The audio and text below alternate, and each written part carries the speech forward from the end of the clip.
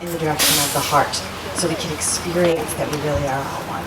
And started to, through this method and this meditation, some of what we'll do today and here, is learning to really embody the sacred space of the heart. And just have that understanding that we are all one. Sometimes the study of sacred geometry and things like that can be really helpful because it can give the male brain something to chew on that goes, oh, I get it. I can study this and I learn it. I learn that we really are all one. And some people maybe just need to go right into the heart and be like, okay, I get it. So either way, it's valuable to have a well-rounded, balanced brain, understanding that we really are all one. So he's been doing research for about 40 years, and in the 90s and then the late 80s, he was doing these workshops called the Flower of Life workshops. Does anyone get to take any of those Flower of Life workshops that used to be offered? Well, it was about activating your merkaba. Is anyone familiar with merkaba and what that is? A merkaba it's your light body, essentially. And it is a crystalline energy field that forms around your body. And it allows one to travel interdimensionally. And you can't really travel interdimensionally without a merkaba. It is an interdimensional vehicle. Even spaceships that travel interdimensionally are based on merkaba science. And the ones that aren't shaped like merkabas and based on merkaba science can't go interdimensionally. They're kind of stuck in this dimension. So it is a vehicle for ascension and for interdimensional travel. And it is your light body, and you can program it to protect you and do all kinds of beneficial things in your life. So he was doing workshops in the 80s about merkaba activation, and it was kind of a brilliant thing, and he was having people activate their merkaba in a synthetic manner because we really needed to have this merkaba activated because there's a shift, a dimensional shift coming from his understanding and all the indigenous people that he works with, from their understanding that we are going to shift into the next dimension. Mother Earth herself is leading this shift, and the Earth and the DNA changes and upgrades that are coming from the sun are defining when we are going to shift into another dimension. I mean, we're so in the thick of it right now, and we all know it's sort of happening. But there is a moment when we'll actually flip. And in order to go consciously into this shift, one must have a merkaba. So him and the Ascended Masters and whoever thought of this was this brilliant idea as a way to construct a synthetic merkaba. It's described in these Flower of Life books, by doing mudras and breathing techniques, and all this way you could create a synthetic merkaba field around your body that would allow you to shift when Mother Earth shifts with her consciously. But over the last 20 years, we have grown so much as a people and been able to access the heart that much more that we are now ready to activate our own living merkaba from our heart. Rather than create this synthetic field around ourselves, Drunvalo's understanding is that everyone has a merkaba seed within them, naturally and organic. And all we have to do is water that seed with love and remembrance and to activate it from our heart.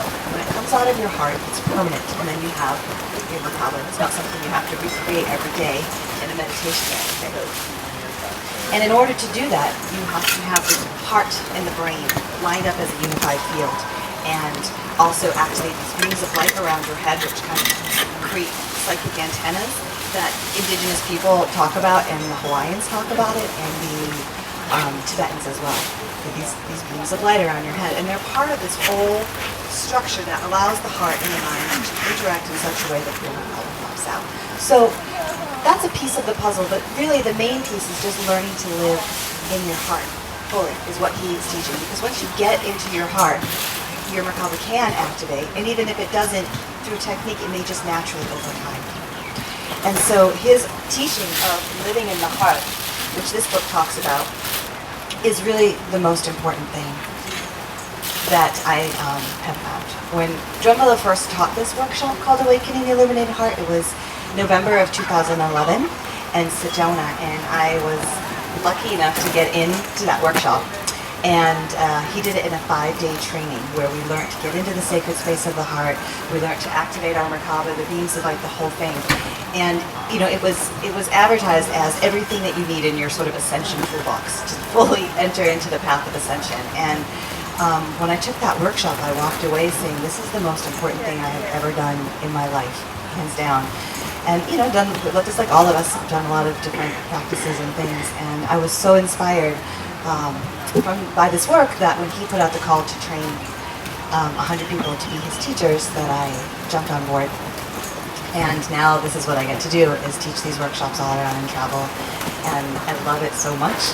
I would live in the workshop every day if I could, because it's so beautiful and so important, and it's just amazing work, really. So I just want to give you all a little taste of that today, and we're going to talk about getting into the sacred space of the heart and learning how to actually travel around inside the body.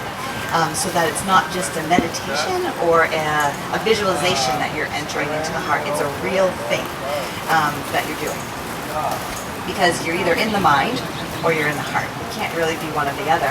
And so if you just imagine that you're in your heart, you could still be in your mind, just imagining you're in your heart, and not really be in your heart. So if you learn to travel around inside of your body, then you can physically enter into the heart, and then we map the way to get into the sacred space of the heart. That's what Jesus talked about, the sacred space within your heart.